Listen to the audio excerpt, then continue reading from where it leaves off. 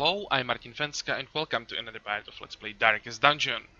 In the previous part we did another Warren's run for some extra experience for the zone, and it wasn't quite enough to get the zone to level 7, so I said we are gonna do another Warren's run today to hopefully finally get that level up to get access to the Formless Flesh, the last boss that we need to kill in Warrens. But I was thinking about that, and just like farming Warrens runs are boring. I usually want to get through that as fast as possible. I'm avoiding fights. So I decided to actually do the run off camera. So today we are going for another boss. We are gonna try to kill the Formless Flesh. I got the level up, so no more boring Warren's runs. Hopefully we'll be able to kill the boss today, and that will be all for Warrens. You wouldn't have to go back, and that will be amazing. We just have Cove to get to level 7 to get access to the how is it called? Drowned Crew? I'm not sure how it's called on the champion level, and then the Brigand 16 pounder. So we're getting closer and closer to the Darkest Dungeon, but today's boss is very hard. I've checked its stats. I've even checked the video of the fight.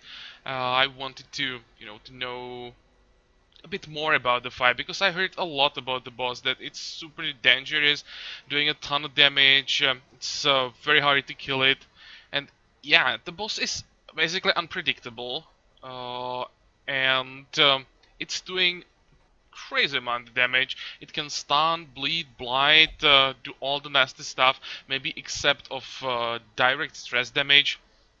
But I think with the right approach, we should be able to handle it. We should have enough damage with the composition I'm taking to actually kill it quite fast, and we'll just like heal through the damage, try to negate all debuffs with provisions, and hopefully it's gonna work. I still think that the boss is actually not that hard. Maybe I'm wrong and I'll get totally wrecked, and the Darkest Dungeon will show me how wrong I am and how I underestimate this boss. But we'll see about that. What I know is that it's gonna be fun, and I'm looking forward to the fight. Before we get to that, what's going on in town? Not much. I'm just removing one negative query, Good City Omania. So I want to get rid of that. Nothing else. So we can check our setup for today and what the plan is gonna be. Oh, also Hamlet event. We haven't seen this one yet. Well in Spirit. We have extra 15% chance or virtue chance from this quest. Not a big deal this late in the game. I actually don't like it because so far when we have 5 good quirks and get a new one, it usually replaces the best ones with some garbage. But well, at least we know another Hamlet event we haven't seen before. So Formless Flesh. Nothing interesting from the reward, really. The reward is just having the boss down, really. The composition and the plan for it, Plague Doctor again. It's a Warren's Explorer, so that's gonna help us. I'm not taking the map this time because we can't afford it to take a trinket that's gonna do nothing in the fight. The usual skill setup, just blight and stuns, and together with the Abomination, the Plague Doctor is going to be the main damage dealer for the boss. The main weakness of the boss is the shared health pool. So AoE, bleeds, blights are extremely strong against it. So that's my plan. Just stack up as much blight as possible very early, and then just let it do the work. And while the boss is slowly being poisoned, we just make sure that no one is on death's door, try to keep healing. Hopefully that will be enough. Our blights are very strong. 1 stack means we do 6 damage twice per turn, because it affects 2 parts of the boss, for 3 turns. With the Abomination, it's 5 every turn on 2 targets for 3 turns, and we can stack this up multiple times. So I think in 2 or 3 turns, we should have enough damage on the boss to just kill it without anything else.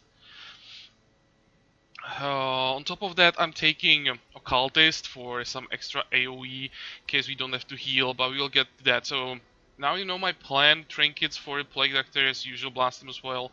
And instead of the usual map, I'm taking Sun Cloak. I'm trying to stack up some defenses because the boss really can hit quite hard. So I'm hoping we could maybe dodge an attack, one or two, reduce the damage a little bit with the protection, just anything to reduce the damage. We'll see. Next, as I said, the Occultist. I would much rather use Vestal for this boss for the AoE healing, but then we won't be able to take the Abomination. I'd have to take probably a Jester instead, and with that, we would have problems with the group order, because we would have three heroes who are basically for the third and fourth position, so I just have to go with Occultist. I was thinking about it, how to do it, how to go without Abomination, take someone with the Bleed instead, maybe just didn't find a way. I think the Occultist is not that bad. I know we don't have the AoE healing, but his single targets heals, unless we get really unlucky, are quite good. And on top of that, he has AoE attack with extra damage versus Eldritch. The boss is Eldritch, so we could use the AoE damage. This guy is deadly, so extra crit, that could be useful.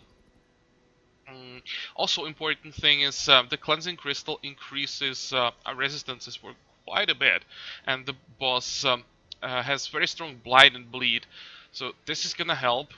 And yeah, I want to have extremely strong heals this time, so I'm taking Junea's head. The Abomination. Here the usual Padlock of Transference for extra stun and blight, and then again something for extra defenses, so 15% protection is quite a lot in exchange for -1 speed, so this is a decent trinket. What I like about the Abomination, once we stack up those blights, we can then use it as a secondary healer. The Absolution is pretty strong, so while we are waiting for the boss to die from the blight, we can just keep healing with two guys. Also, another reason why I want to take the Abomination is the debuff. The Beast's Bile gives the -33% blight resist, which makes it easier to stack more and more blight. The blight resist on the boss is not that high, but there is a chance that he could resist. With this debuff, I think we should have a 100% chance to land the blight, so that works quite well together with the Plague Doctor. So that's these three, and as a tank, I was thinking about a Leper for the AoE attack against phase 2 positions, but the big problem of a Leper, he can't reach third and fourth, and it's not only about the boss fight, it's also about getting to the boss in decent decent condition. So I again decided for Hellion in the end. Iron Swan, if it bleeds, just it's too good to be able to reach all the positions with a tank. And it's also good for the boss, because one of the parts of the corpse, the one that does healing, doesn't have any protection. So I like the option to be able to reach it no matter where it spawns on the boss. We can always hit it with the Hellion and do quite a bit of direct damage. Other parts of the corpse usually have very high protection, so for that the Hellion can't do that much. He can always heal himself or herself. So yeah, I hope that she just takes some hits for us, heals a bit, and whenever the healing part spawns, we just hit it and add extra damage. Trinkets, Ancestor's Candle as usual, and extra protection, extra dodge with the Sun Cloak, no surprises with the abilities. So I should probably check that we have Unspeakable Commune. Let's do this. Okay, all the food, 4 shovels, and now very important thing, because of the blight and bleed, we have to make sure that we have enough bandages and anti-venom. I'll take all of it. I know that we won't need like 10 anti-venoms, or it's extremely unlikely, but I'm basically paying extra 1,000 gold, let's say, for safety. I'm definitely willing to do that. It's one of the toughest boss in the game, so if I have to pay a few thousand gold extra to be a lot safer during the fight, I'm willing to do that. Herbs. Let's take 4 keys. I'll take 3. Holy water, same thing. The extra resist we get from the holy water will make the fight so much easier. So I'll make sure that we use the holy water before we start the fight, and once the effect disappears after 3 turns, I'll try to remember to use it again, so we have the resistances throughout the fight. This should basically make it impossible for the boss to stack up any debuffs on us, and all we will have to handle is the direct damage. It's still a lot, but compared to what those dots can do, it makes the fight much easier. Okay, and 17 torches. I hope we won't need them all. Again, I want to get to the boss as fast as possible. So, we have all that we can get here, and we can start. The spasmodically squirming, braying, and snorting half-corpses were heaped each upon the other until at last I was rid of them. The warrens had become a landfill of snout and hoof, gristle and bone. A mountainous, twitching mass of misshapen flesh, fusing itself together in the darkness. Okay, actually on the picture you can see all the parts of the corpse. Of course I don't remember names, I'm horrible with names, but this thing does huge flat AoE damage and causes strong bleed. This one, and also it has quite decent protection. This one has extremely high protection and does a single target stun, so it's another reason why we need the holy water. We have to avoid the stun as much as possible, or resist the stun. This thing is the healer. It heals for 12, I think, but has no protection, so that's the main target for our Hellion. And this thing, I think it's only single target, but a strong hit, and it causes blight. So again, all the resist that I'm stacking up, and all the provisions that I bought against these two, hopefully will completely negate their damage over time. Okay, this is nice. We can get to the boss in no time. Too bad we didn't get scouting. That would make it super easy. But I'll go north, and hopefully we get scouting here, and we'll see which way is the safest to the boss. We have Warren's Explorer after all, so it's not that unlikely to get the scouting. A handsome reward. Food we probably can throw away. I'd rather get the gold. Oh, that's an interesting start. He's surprised, it's nice. So, we're gonna start with a stun, hopefully it's gonna be... No, he resisted, come on, now we can't stun him.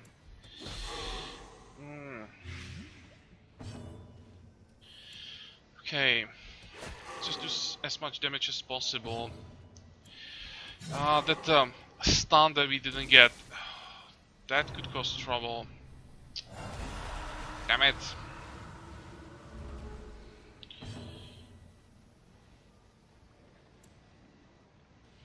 Okay, let's try the AoE stun.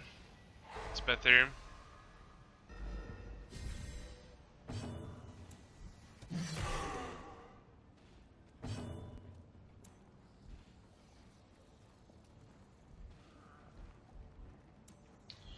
I'm thinking there's no healer.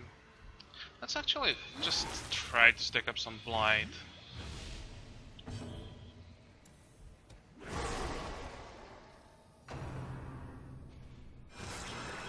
Okay, some damage, but as long as it's not a crit, it's not the end of the world.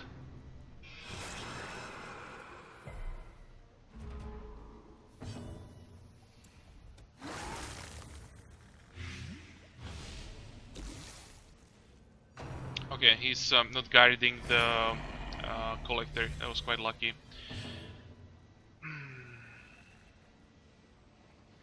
More blight. Oh, nice crit. Good. Is it enough for it? No. Almost enough.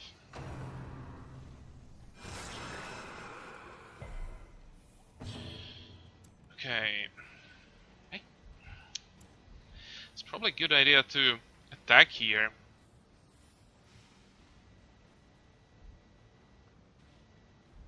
Especially since you get the crit and kill the collector with the blight now.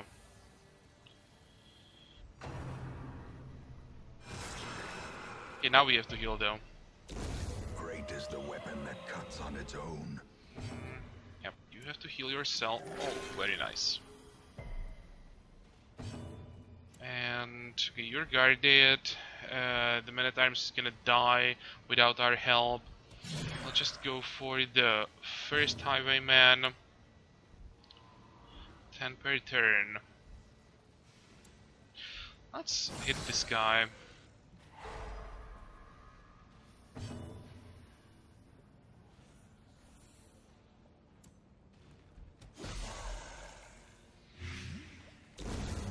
Death by inches. He'll get hit once more. Oh, he is dead. He had to crit. This game, really. Okay, but we can crit as well, so we got very lucky with heals here.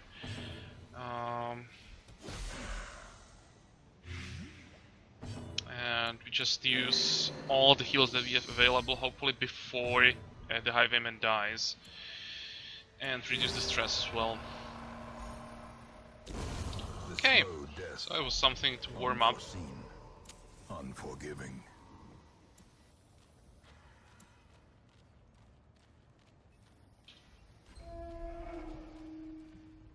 Come on, scouting, perfect. Oh, there is a secret room. Tempting.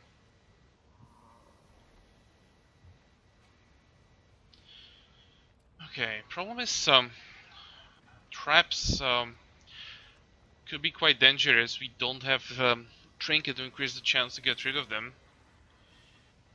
Can we go this way, go to the secret room, return back and go this way? Or I'm gonna try it through the trap.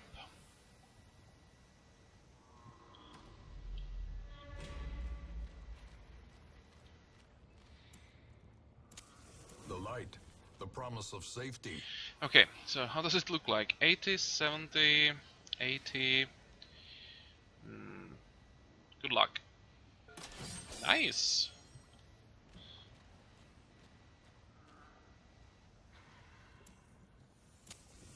As the light gains purchase, spirits are lifted, and purpose is made clear. Perfect, surprised them. That's really, really good. Where is stun?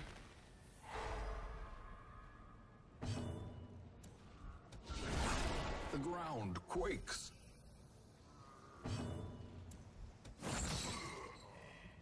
Okay. Confidence One down. surges as the enemy crumbles. Hope we can kill the cutthroat before he attacks.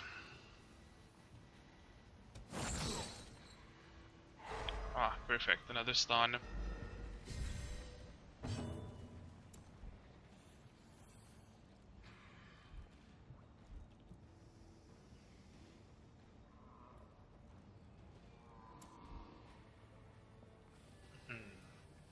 Let's try. Ah, I was hoping we could do 2 damage, and he even resisted, so never mind.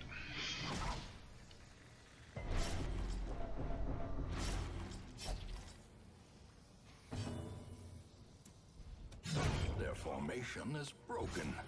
Maintain the offensive. Wasn't the strongest heal ever.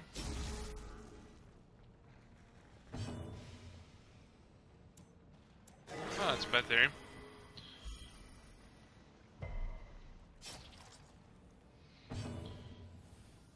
Okay. Please stun him. Devastating blow. Good.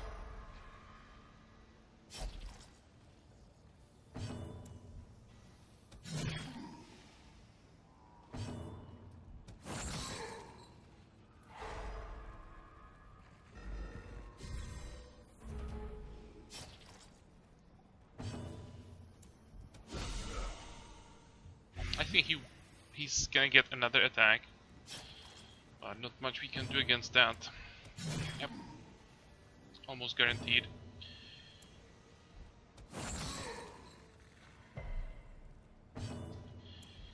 I mean, it's 50-50. Let's try. Oh, no. He had the all debuffs. Ah, stupid. Should have healed instead. Okay. There's no point in taking anything here. You throw it away anyway, because we want to take gems in the secret room. So I'll just pass.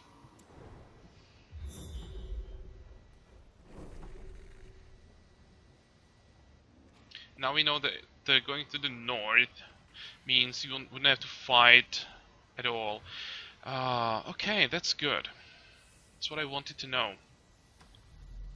So let's go down, enter the secret room.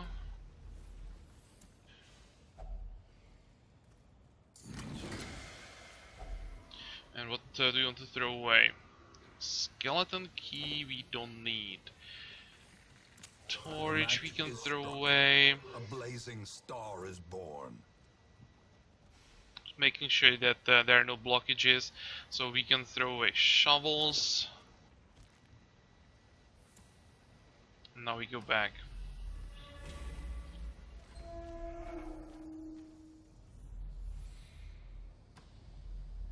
Now we go this way. It's probably better to risk a trap than running into some centaur stuff like that.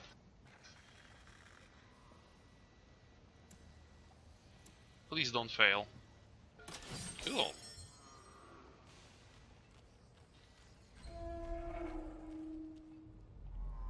Okay, camping time. This was better than I expected. I expected we would have to use all the time to just heal stress, but we might be able to get the buffer tool from camp. Let's see. Circle in the dark. The battle may yet be won. We have to start with the unspeakable commune, of course.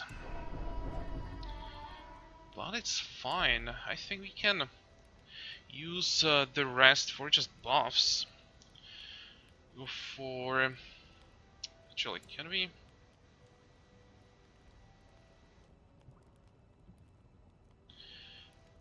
I'm thinking that the buff for the Hellion might not be that important.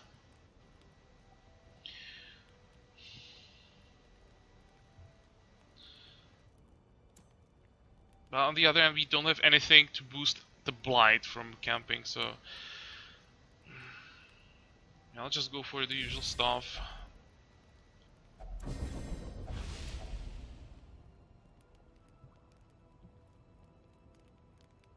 Extra speed is interesting. It's either the speed or a self-medicate. Extra accuracy.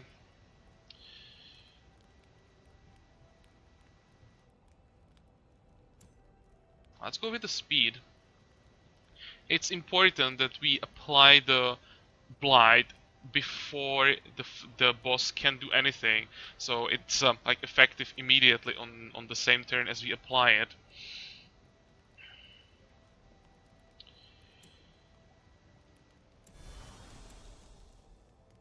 Okay, let's do it.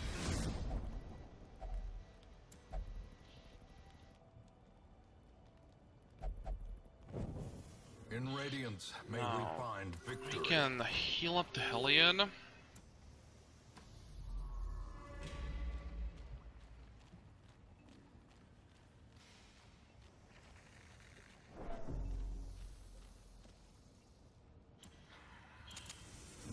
Make sure the light is 100. We require only the strength to follow it. 2, 3, 4. Anything else?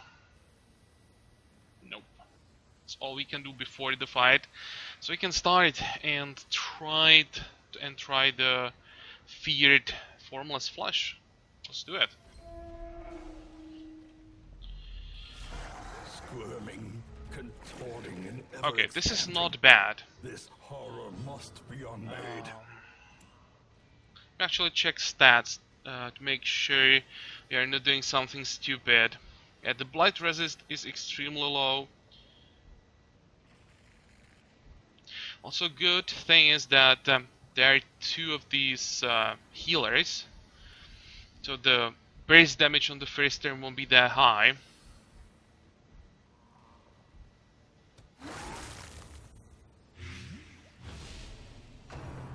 Yeah, you perfect. Before the blight does anything, you can heal. Oh, this is gonna negate the blight, but still not a big deal. We can even attack.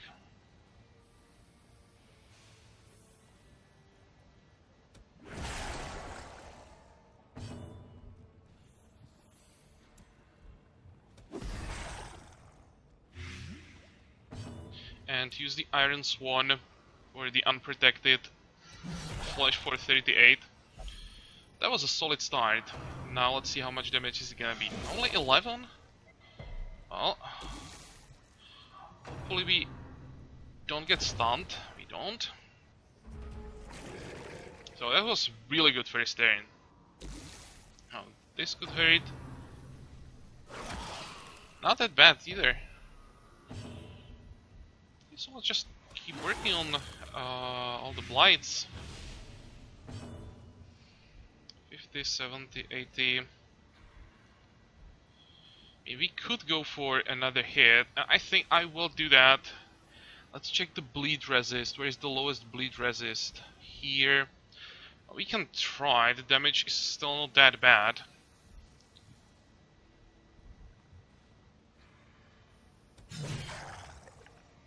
And we managed to land that. That's a lot of extra damage.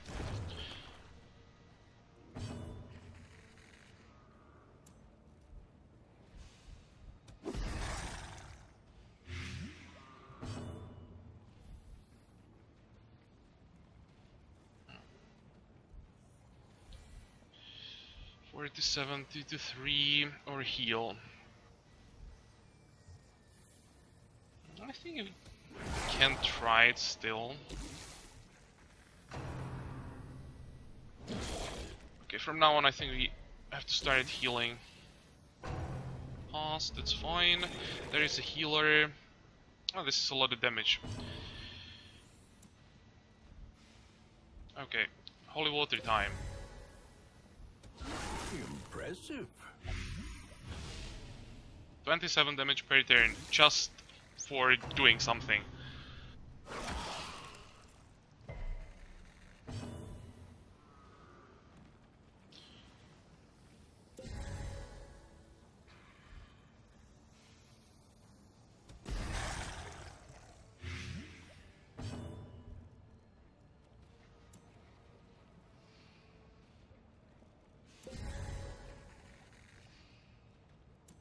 Okay, very nice heal.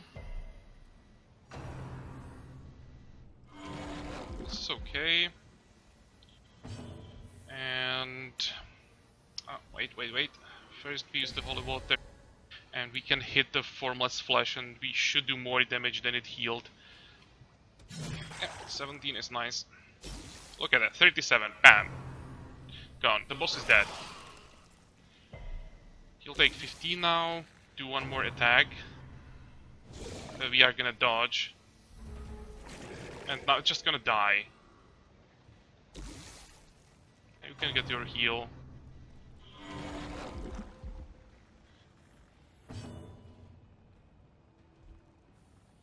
Should I be greedy and just go for heal?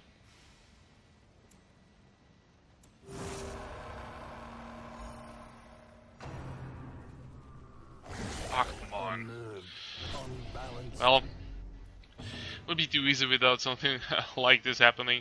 But still, you're fine. Boss is down. It is as grotesque in death as it was in life. How easy the boss can be. Seize this momentum. Loot is kinda disappointing. Push on to the task's end. And we can go back.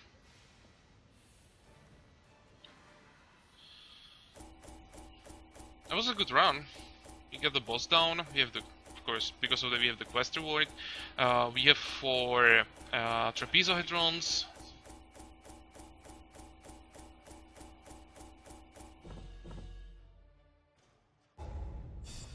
Okay. What did we get here? Hemophilia we want to remove. Natural swing for deadly. Yeah. This is a good quirk, and there was only 20% chance it's gonna be changed for the only better one that the Hellion has, and of course it had to remove deadly because the crit is really the only better thing than the natural swing. Okay, what about you? Love interest, only visit brothel. I probably want to remove that. And misses the spot, -1%. Okay, we want to remove bodies and the disease, so this is quite expensive. I'm not gonna complain, the boss is down. He got enough money to easily cover the expenses, so just go back to the Hamlet. Check if we get another event. Uh-oh. Brigand incursion. To arms. Brigand trading parties descending upon the Hamlet with explosive fury and murderous intent. Okay, so next time, where is it? Here. We have to defend ourselves and try to kill some brigands. So, which means we don't have to think about the next run. The game decided for us. And yeah, hopefully it's gonna be another smooth run. Though I have no idea how the boss fight works there. I just heard about it. And it's hard. So hopefully it's gonna be another interesting run. Do you have anything here? Nope. Okay, so it's all for today. I hope you enjoyed the Formless Flesh kill, and I've proven it's actually not that bad. And I hope that you join me for the next part again. Until then, have a good time. Bye bye.